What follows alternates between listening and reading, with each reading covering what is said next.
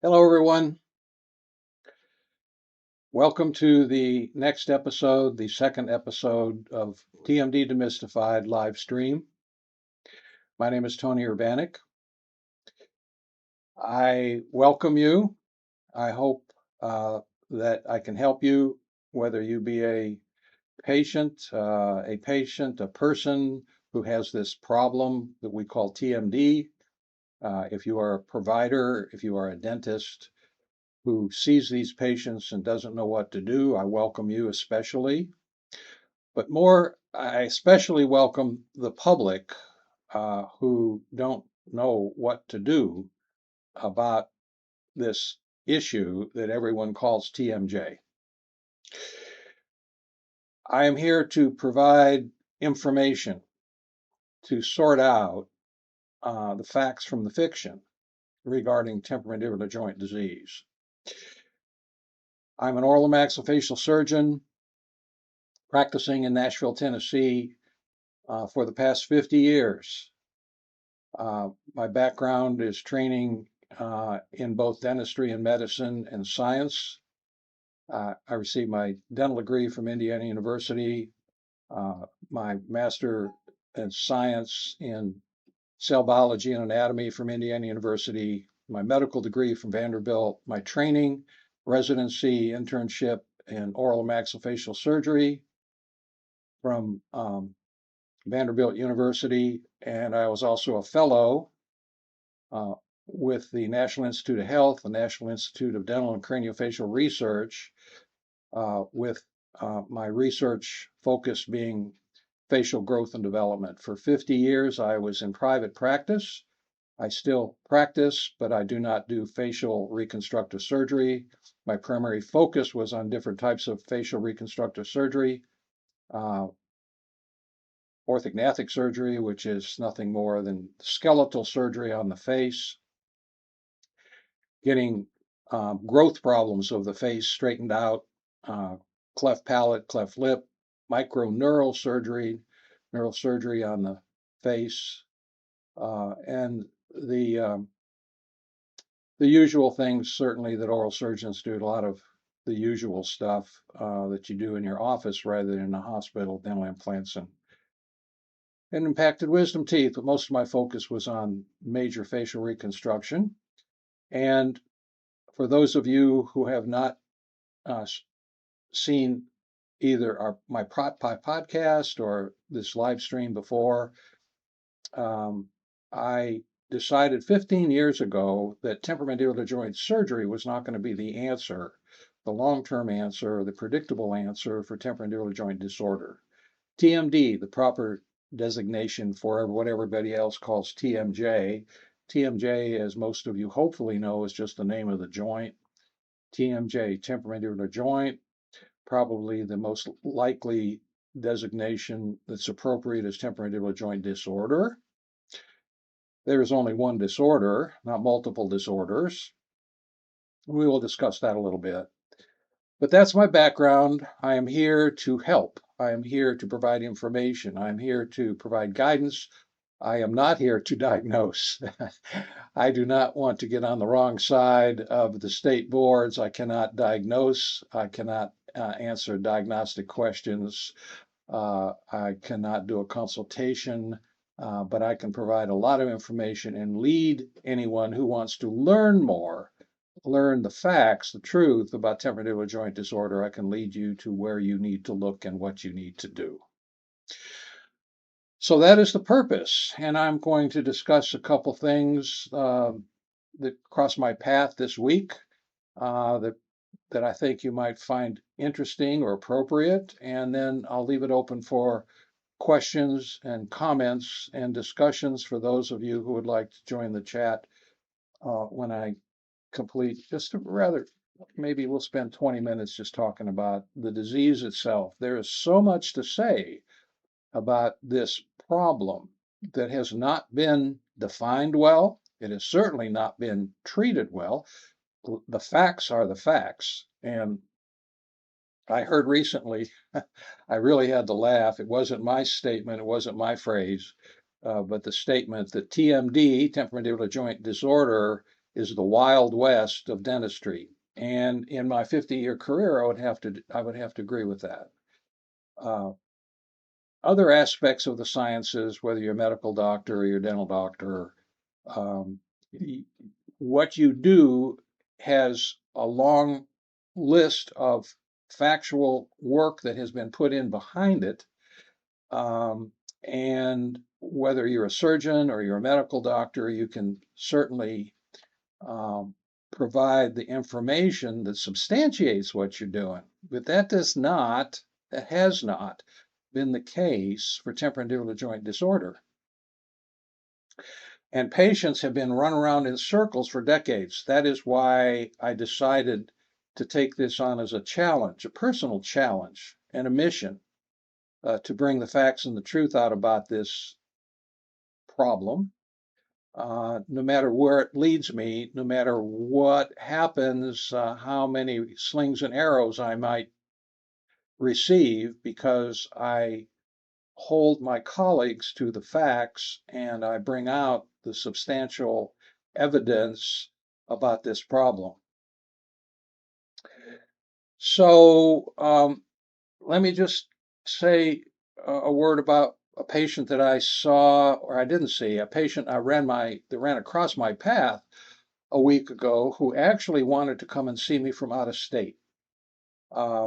And she wrote me a long list of information about her. She had been run around in circles. She had certainly sounded like the problem, and I wanted to share a couple things which might lead to questions or might lead to comments from both practitioners, healthcare providers, dentists especially, or the public who have this disease or want to treat the disease.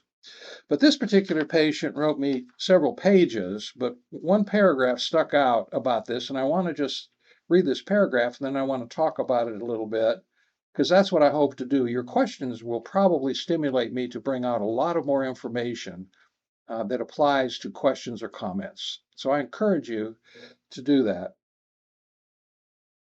if you want to. So this patient writes, she was she had asked her local dentist who comes into our bakery for lunch about this. I described it and he said it might be TMJ, and he said TMJ is so complicated and he didn't treat people with it because he hadn't been trained in it, and that there's basically nothing dentists can do for it, except he recommended me to use ice. So I did that, but didn't believe him because I think the Creator made it so that your body can heal itself. And then she went on to say, and so then I started looking on the internet. That's how she came to me. Now, that's a very brief but pointed paragraph and very truthful. First of all, she asked a dentist that she was familiar with, what can I do about this? I think I have TMJ. And his immediate comment was, I don't know anything about it, and I think it's really complicated. And I wasn't taught anything in dental school about that. And that is the fact. So if you are a patient and you go to your local dentist, you are more than likely going to just get turned away. Or as I've said many times, there's this thing called a night guard. And again, I forgot to bring a night guard in here. I wanted to show you. A night guard is nothing more than a piece of acrylic, piece of plastic, little horseshoe thing that goes over the surface of the teeth to protect the teeth. And it does a good job of protecting teeth. My point being, though, the 50% of dentists will say, I don't do that. I don't know anything about it. It's too complicated. I wasn't taught anything about it in dental school. And the other 50% will make a night guard, which is a protection for the teeth, but doesn't do anything about the problem and frequently makes it worse. And then there's a few percent of dentists who I call TMD gurus, and we may not be able to touch on that today, but sooner or later I will, as they say, unpack that in a very generic way as to what my definition of TMD gurus is, but it's doctors who basically use nonsense, unutilitarian treatment and sometimes make it really complicated that goes nowhere. So that is the first part about this that I think that I wanted to comment on, and very truthful. And this is what we see in the United States of America in 2026. Today's date is April the 11th, and this is our second TMD Demystified live stream. She also stated, as I said, that her last sentence struck me. It said, "I think the Creator made it so that your body can heal itself." Absolutely. I am not a holistic doctor. I'm a surgeon. I'm a scientist. Extremely practical in my outlook on treating different surgical problems, surgical reconstruction of the face, general structures associated in the face and oral cavity. But this lady, this patient, potential patient, is exactly correct. The Creator made it so your body can heal itself. And a good doctor, if he's a good doctor and he understands his science, he knows and should admit that he does very little other than to help the body heal itself. And so, with that said, the issue here is how do you do that, and what is the mechanism to do that, and why do you say that is the way to do it? Well, this is what I discovered when I went on my research track to find out really what was going on about TMJ, because I had this broad background in both dentistry, medicine, and the science, cell biology and gross anatomy specifically. I remember as a senior dental student telling the chairman of anatomy, I think that if I got a master's degree in cell biology, it might help me when I became an oral and maxillofacial surgeon, which is I was on the track to do, and actually on the track to be a professor. But right at the end of my academic career, I decided I did not want to go into academics. I wanted to stay in private practice, which was for me was a very good choice. But the point being that I discovered inflammation causes all the symptoms. That's what I discovered. We can talk about that. And if you want to look up that, if you want to read more, you want to see more, you want to view more, that all that information can be observed on my YouTube channel podcast, which is not this uh, effort. It is a podcast, the 245 podcasts on TMD Demystified on YouTube, and I discuss every aspect of how I discovered what the science is behind inflammation creating all the symptoms. But inflammation does create all the symptoms of temporomandibular joint disorder. And there are two categories of symptoms. You can categorize this disease actually many ways. But the two major categories are painful symptoms and non-painful symptoms. So the painful symptoms are well known, confused with migraine headaches constantly. At some point, we're going to talk at some future live stream, we're going to talk specifically a lot more about migraines versus temporomandibular joint headaches. We're going to talk a lot about migraines and the lack of science behind migraine headaches. Absolutely, and I'll back it up. But the symptoms, painful symptoms, are more frequently migraine headaches, earaches, neck pain, upper back and shoulder pain, pains throughout the face, arm, hand, finger tingling and numbness, and various kinds of jaw locking. Those are the most common ones. And the non-painful symptoms are ringing in the ears, which we call tinnitus, subjective hearing loss, which is really feeling like your ear's full of water, or you can't clear your ear like you've been swimming, but when you have not been swimming, your ear's full of water. You can't hear as well, and you have that fullness feeling in your ear. That's called subjective hearing loss. And then dizziness, vertigo. And there is a distinction between dizziness and vertigo, but let's just say dizziness. Tinnitus, subjective hearing loss, and vertigo are the three non-painful symptoms well known associated with temporomandibular joint disorder, well agreed upon by doctors, dentists who see this. And those three symptoms, when you put them together, are called Meniere's disease, and the ENT doctors have no solution for Meniere's disease. They know what to call it. They do a big workup, expensive workup to decide that you have Meniere's disease, but they have no solution for it.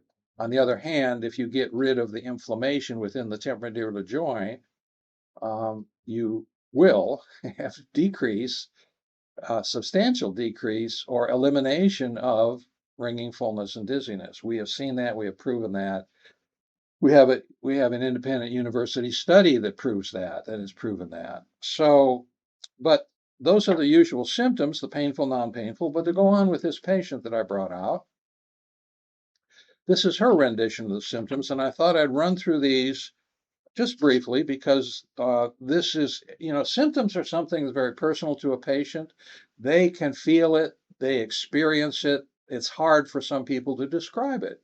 And I found that definitely when you're talking to a patient, when you're consulting with a patient, how they describe it, and it's the doctor's point of view, is like how you have to translate their description into one of the verified symptoms, which I just went over. So let's go over this patient's list, and her list is rather long. And for those public out there, I think that you will see that some of these symptoms may be appropriate to you.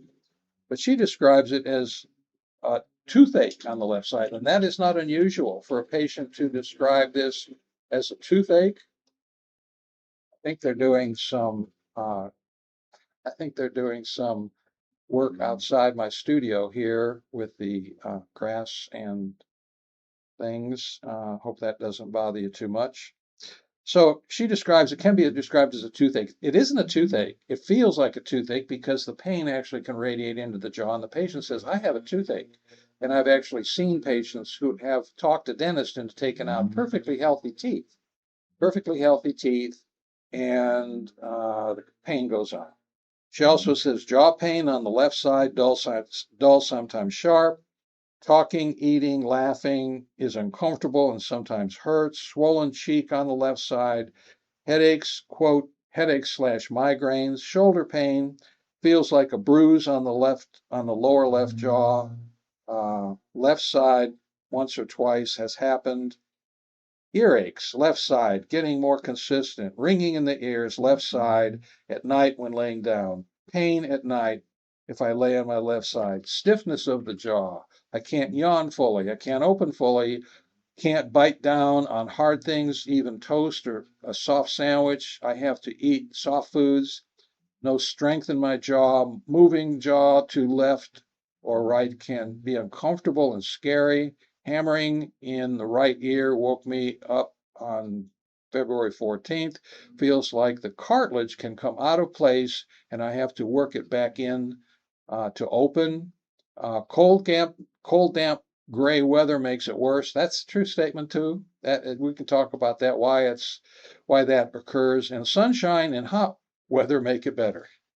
So that's this particular patient's rendition of her TMD symptoms, and I can verify that her description would be very telling with me after listening to that history, and then getting the appropriate lab studies, specifically an X-ray, a panoramic X-ray, and doing a very brief short physical examination. I would probably be able to, and I have not examined this patient yet. She has not made it into my office as of this moment.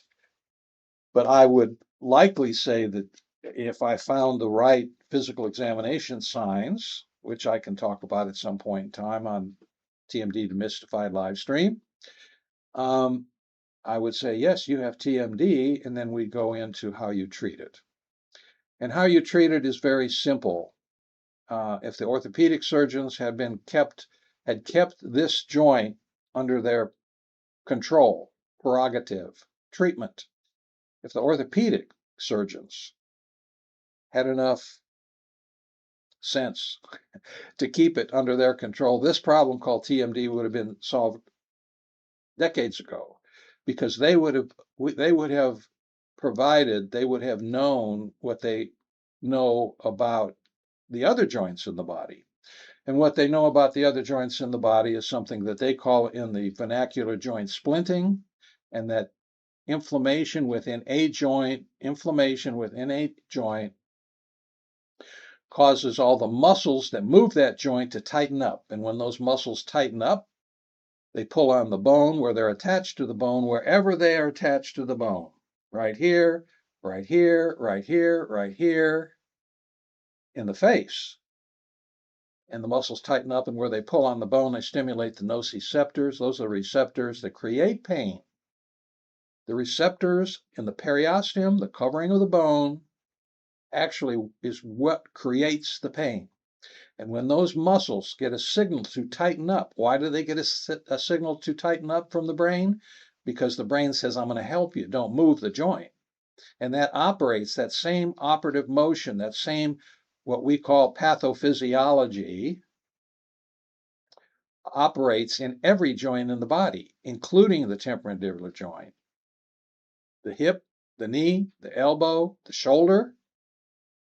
When a joint becomes inflamed and you damage the temporomandibular joint by one of three ways, either bruxism, clenching or grinding, you can damage it by acute trauma, accidents, motor vehicle accidents, for the guys, bar fights, boxing, and then functional malocclusion, which are bites that are so damaging where your teeth don't fit together to the degree that you overload the joint.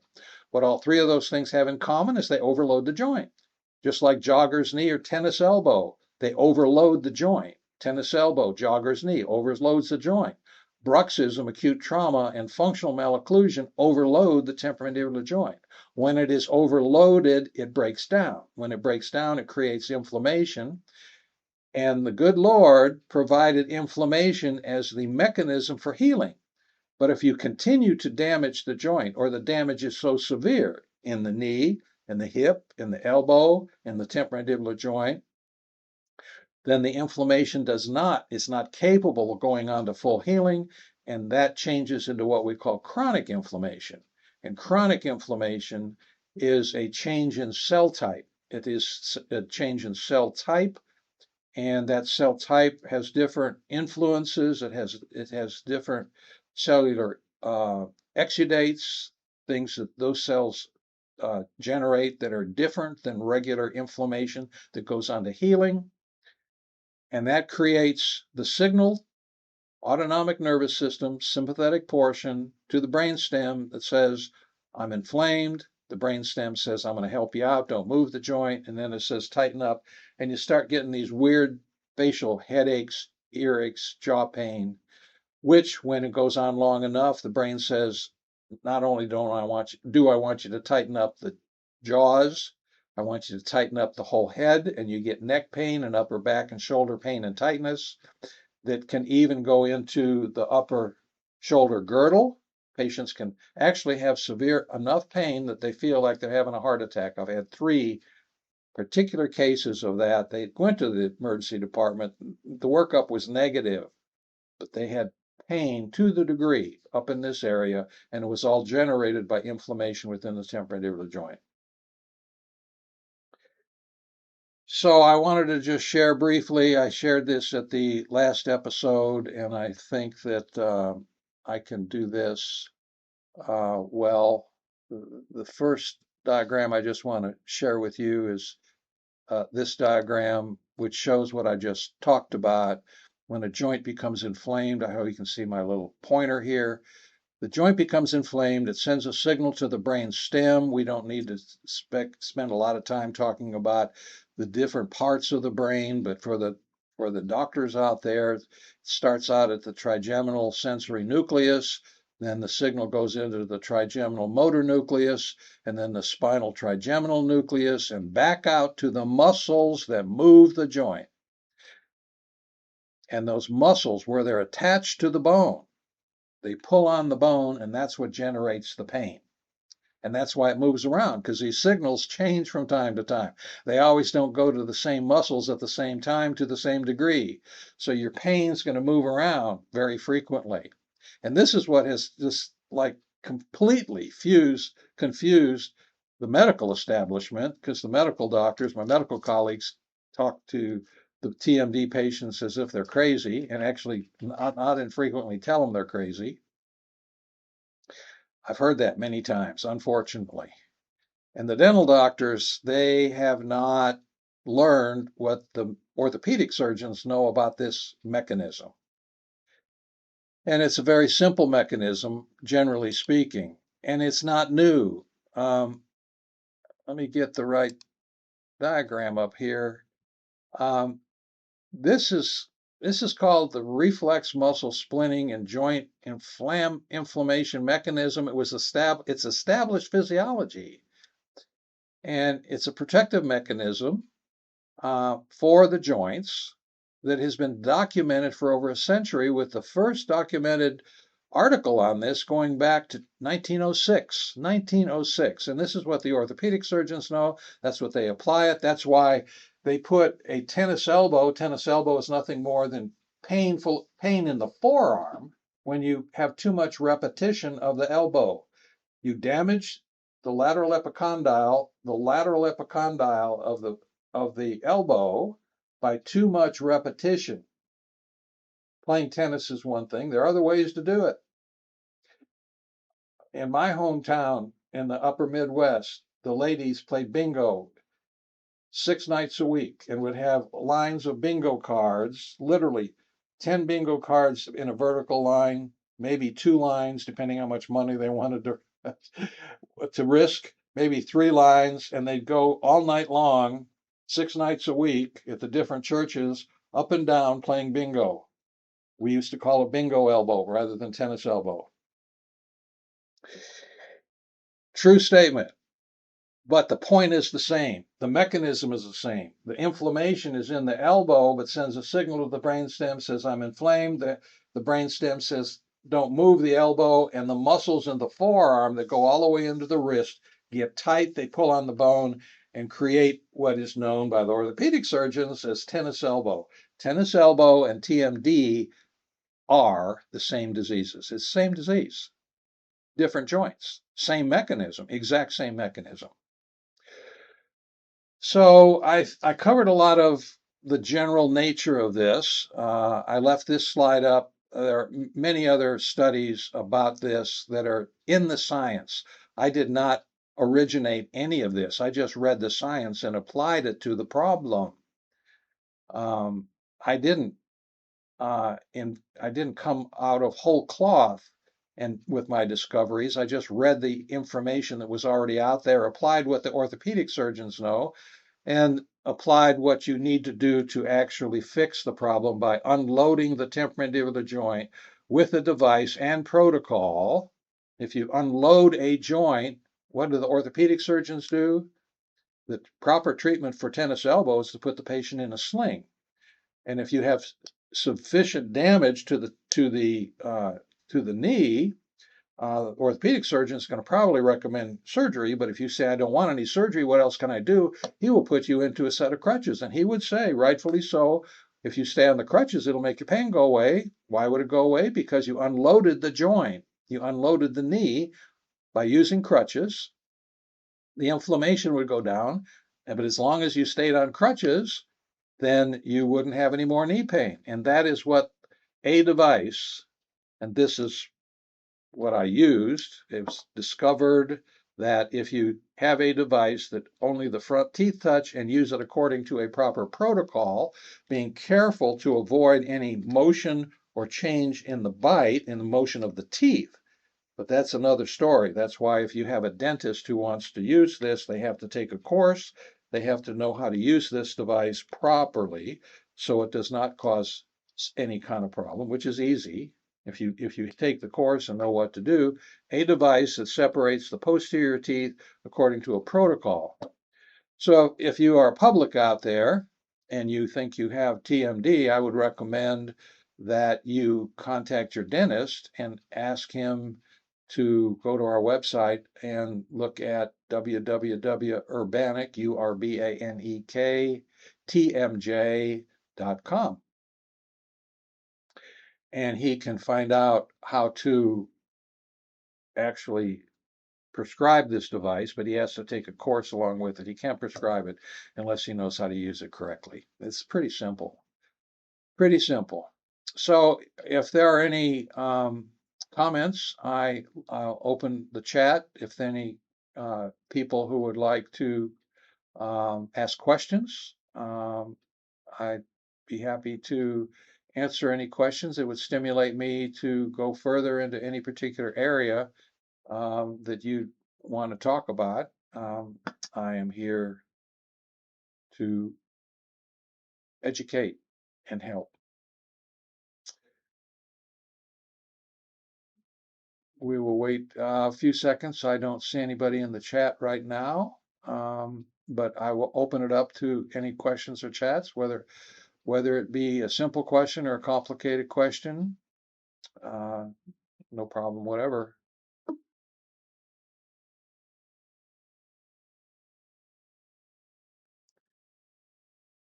So I use this as a teaching tool also. This is obviously a model of a human skull.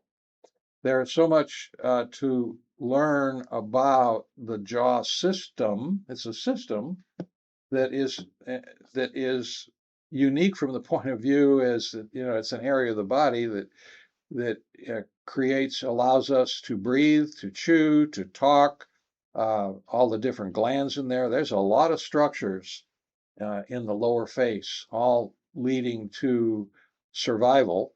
And it is, a masterpiece in the good Lord providing what is necessary. And as I said earlier, what is necessary to heal is inflammation. And inflammation, if it does not go on to heal, it goes on to chronic inflammation. And when you have chronic inflammation, it causes damage, further damage to the joint, and creates all of those symptoms: headache, earache, jaw pain, neck pain, ringing in the ears, subjective hearing loss, fullness in the ears, dizziness, vertigo, upper back and shoulder pain and tightness, arm, hand, finger tingling, numbness, and various kinds of jaw locking. So that is what I have to say today for today's episode of TMD Demystified live stream. This will be available. This will be available as a recording for other people to watch later on, if you have time and interest. And again, if you have interest in learning about this and how to do it, or how to get your dentist to do this, I would suggest that you go to www.urbanektmj.com.